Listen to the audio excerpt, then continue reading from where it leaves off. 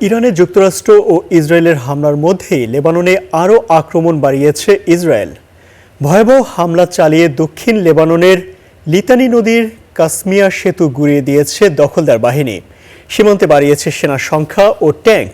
Israeli প্রতিরক্ষা মন্ত্রী Israel কাতজ রোববার জানিয়েছেন, লিতানি নদীর ওপর সব সেতু ধ্বংস করা ও ইসরায়েলি সীমান্তের কাছে লেবাননের বাড়িঘর গুঁড়িয়ে দেওয়ার পরিকল্পনা রয়েছে তাদের। ইসরায়েলি বাহিনীকে এ নির্দেশ দেওয়ার পরেই এই হামলা চালানো হয়।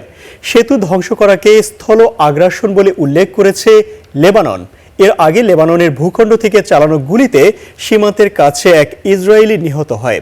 এ যুদ্ধে লেবানন থেকে ছোড়া গুলিতে এটি প্রথম কোনো ইসরায়েলি বেসামরিক নাগরিকের মৃত্যু। দক্ষিণ লেবাননের লড়াইয়ে দুজন ইসরায়েলি সৈন্য নিহত হয়।